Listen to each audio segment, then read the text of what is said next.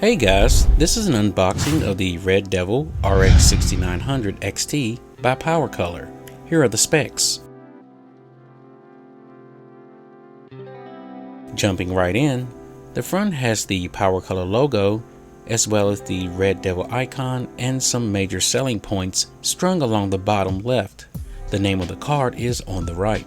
The left and right sides are completely identical, having the same info that was on the front of the box, but without a few mentioned features. The back has the minimum requirements, a key list of features, and some marketing information. The top and bottom are somewhat the same, with the bottom lacking the Red Devil icon and the top lacking the serial and SKU. The box is sealed with tamper tape, which must be cut. The box itself is pretty firm, which adds a layer of protection for the card.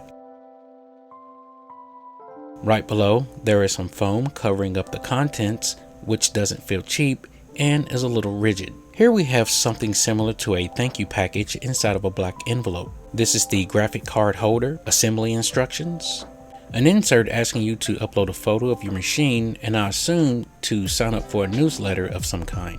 Another card wanting you to scan it to get the install instructions for your GPU. Yet another card wanting you to sign up for something, and this is the Devil Club. Lastly, a Red Devil decal. Removing another layer of foam, we have a bracket covered in rubber, an ARGB cable, two small screws and a larger thumb screw, the bottom half of the support bracket, which is plastic, and the top half, which is metal. The last thing in the box is the GPU itself. It's inside an anti-static bag, which is not taped, but the end is folded. This is by far the heaviest GPU I've ever had. It weighs in at 1,575 grams or 3.47 pounds. Looking at the GPU, it's pretty much made up of 4 pieces. You have the top, which is the cooler. It consists of 2 100mm and 1 90mm fans. The fans are utilizing what PowerColor calls 2 ball bearing technology that boasts longevity by up to 4 times. The cooling also uses the mute fan technology, which stops the fans while under 60 C. The fans are surrounded by a metal mount and has a black plastic insert. The cooling design is made up of nickel-plated copper heat pipes in a vertical design. You can see how this will help move air more efficiently than if they were horizontal. PowerColor says that the copper base makes contact with the GPU to enhance heat transfer, but in my opinion, I don't think this is anything new, as it only makes sense for them to make contact to begin with. Although you can't see it very well, the board or PCB is made up of some pretty high quality components and technologies. PowerColor lists the Platinum Power Kit, which features DR MOS. This will deliver higher and continuous current for each phase, resulting in improved thermals and superior performance. There's Infinity Cache, Smart Access Memory known as SAM, Ray Tracing, 16GB of GDDR6 RAM, PCIe 4 support, and a 14+2 phase VRM, guaranteeing better overclocking and stability. The backplate is of course metal, which protects the card along with helping dissipate heat. The backplate has a cutout of the Red Devil logo, which lets the LED light pass through when enabled. On the left side, or the side with the outputs, depending on how you hold the card, you have 1 2.1 HDMI and 3 1.4 display ports. On the opposite end of the board, you have 6 vertical fins that light up when the LEDs are turned on. To the left of the fins, you will plug in 3 8-pin connectors for power. PowerColor recommends a minimum of a 900 watt PSU for adequate power. I have seen people use a 750 watt power supply, but no info on how well it performs with demanding games or overclocking. Over on the same side, you will have a switch that lets you choose between the silent and overclocked BIOS. And just to the right, there is a male ARGB connector for controlling the LEDs and the fins via a motherboard or a controller. When idle, it's actually cool and quiet. Using GPU-Z, here are the temperatures of the card at idle. Here I use Ryzen Master to give the CPU a small overclock using the auto settings. I did the same in a drilling software for the card. This is idle without the glass siding. This is idle with the glass siding. This is in-game, specifically Cyberpunk, without the siding. You should be able to hear the coil whine. This is in-game with the glass siding. Here is the same game about 4 feet away with the glass siding off.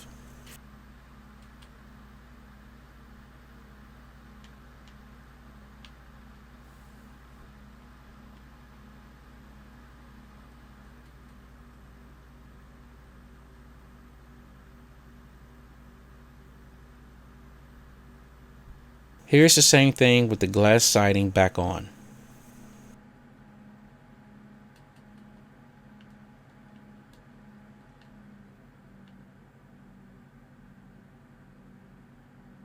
The coil whine is noticeable when you first hear it, and for me it quickly faded to the background when gaming without headphones. It's not constant and it seems to kick in at random.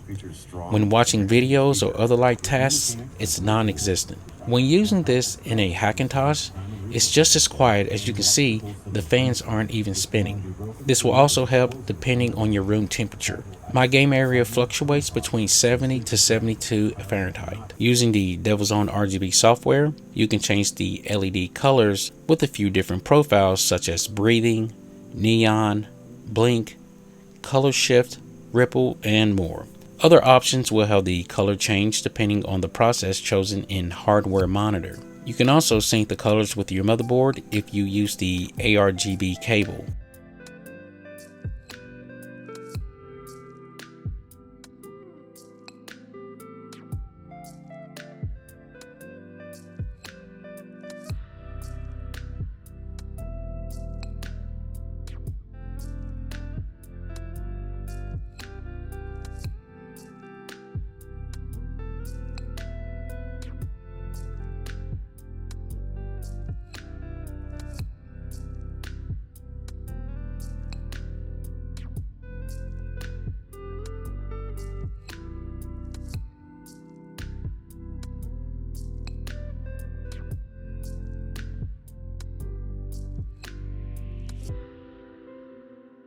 Lastly, here are a few games that I played with max settings using an ultra wide monitor.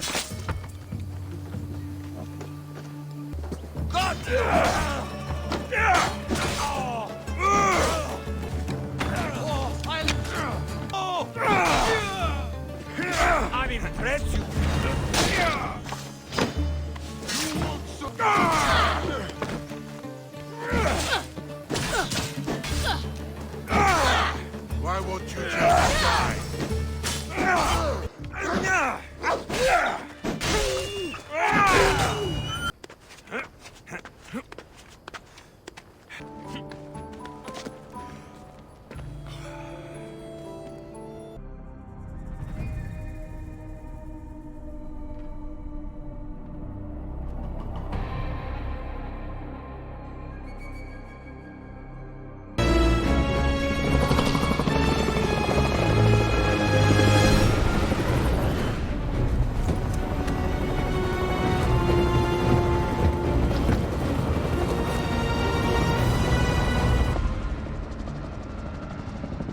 Battle Royale.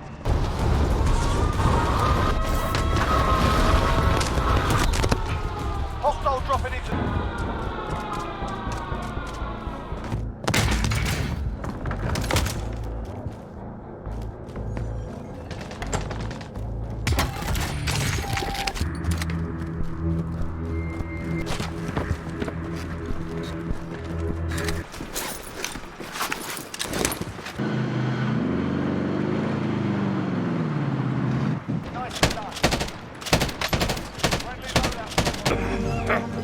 Hostile dropping into the area. What?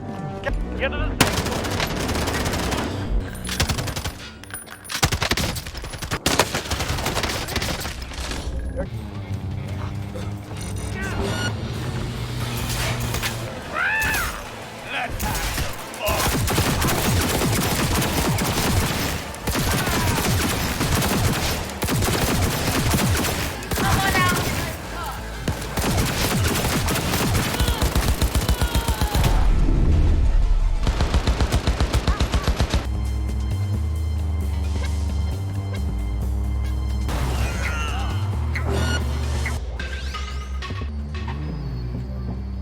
Stop!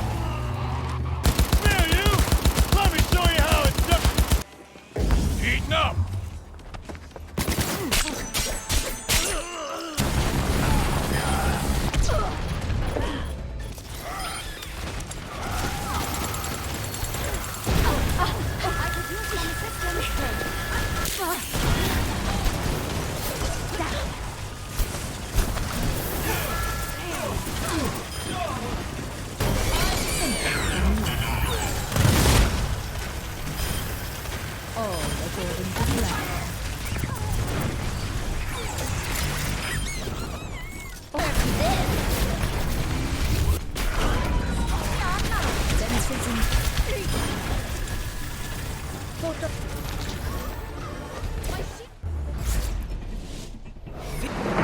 The UAC won't hand over the Seraphim without a fight.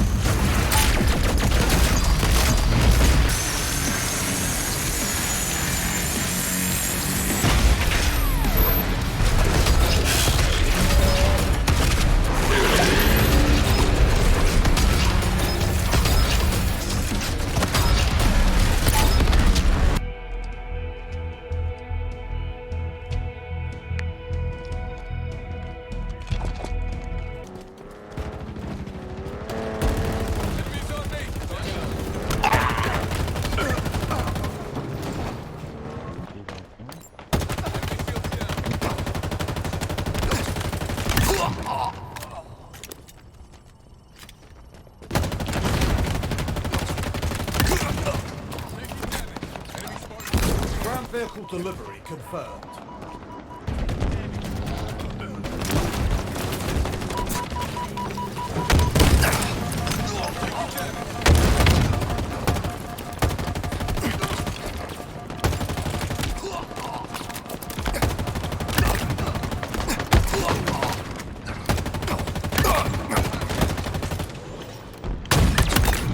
Yeah.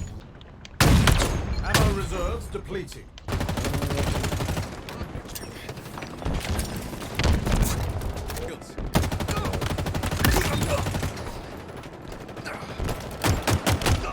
Ground vehicle delivery confirmed.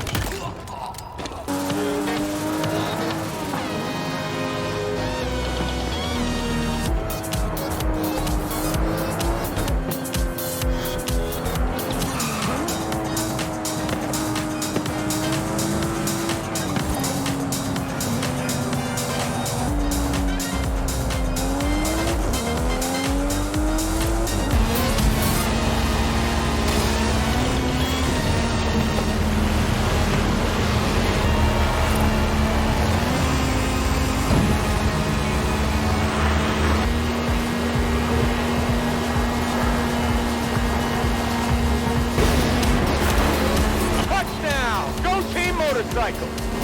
Now is the race horizon!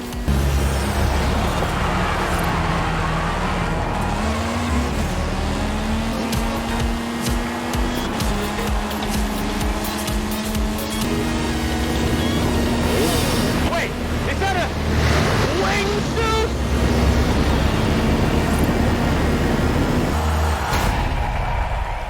Well, that's all I have for now, and I'll see you in the next one.